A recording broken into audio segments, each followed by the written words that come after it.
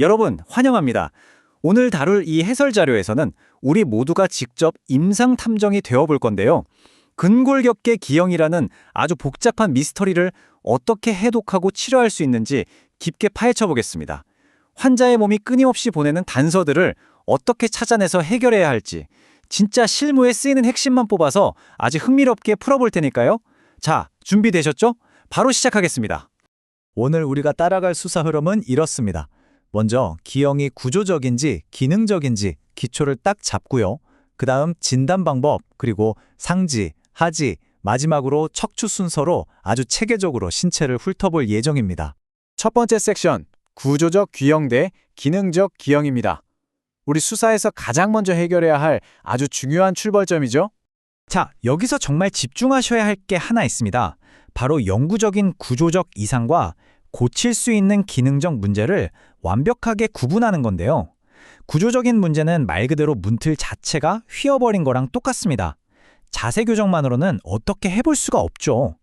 반면에 기능적 문제는 살짝 뻑뻑해진 경첩과 같아서 근육의 불균형이나 통증 같은 원인만 싹 풀어주면 얼마든지 교정이 가능합니다. 이 둘을 정확히 가려내는 게 여러분이 앞으로 내릴 모든 치료 결정의 나침반이 될 겁니다. 두 번째 섹션, 근본 원인 진단하기입니다. 이제 본격적인 단서 수집 단계로 넘어가 볼까요? 여기 완벽한 증거 수집을 위한 절대 실패하지 않는 4단계 임상검사 흐름이 있습니다. 첫째, 병력 청취죠. 언제부터 아팠고 어떻게 진행됐는지 묻는 겁니다. 둘째, 다리 길이나 걷는 모습을 맨눈으로 관찰합니다. 셋째, 직접 만져보면서 관절이 얼마나 움직이는지 근육이 뭉치진 않았는지 확인하고요. 마지막 넷째는 스쿼트나 팔 뻗기 같은 동작을 시켜보면서 동적인 기능을 평가하는 겁니다. 아주 깔끔하죠?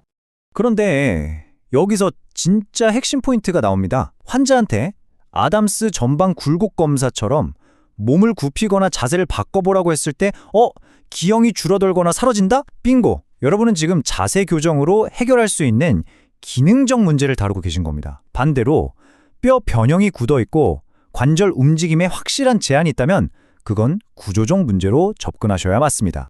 세 번째 섹션, 상지의 가동성과 기능입니다. 우리의 해부학적 투어, 그 첫 도착지네요.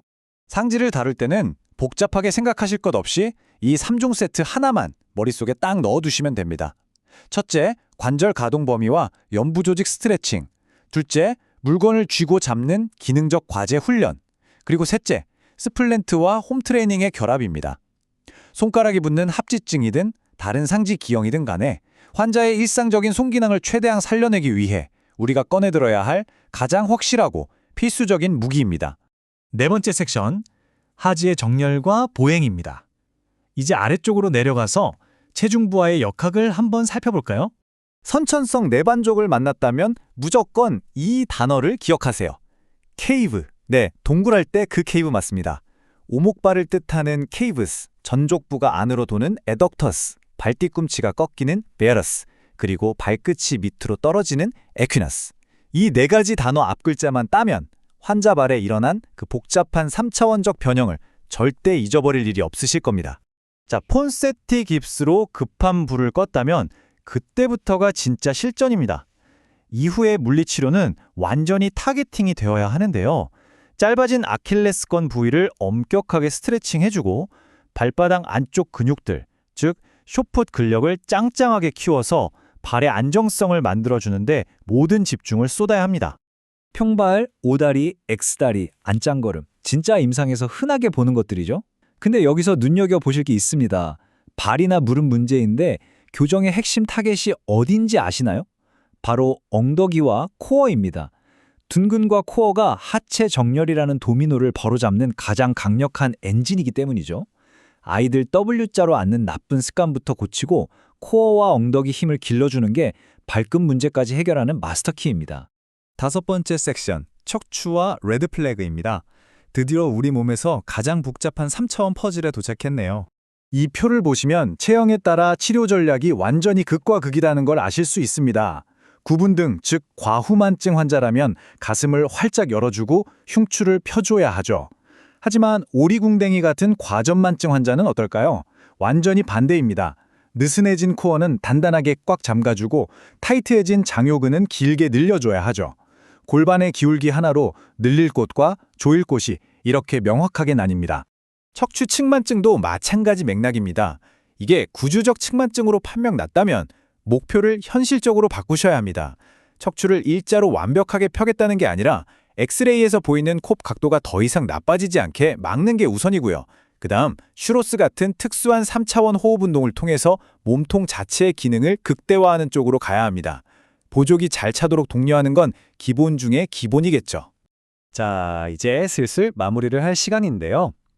그 전에 임상탐정으로서 우리 스스로에게 던져야 할 아주 치명적인 질문이 하나 남았습니다.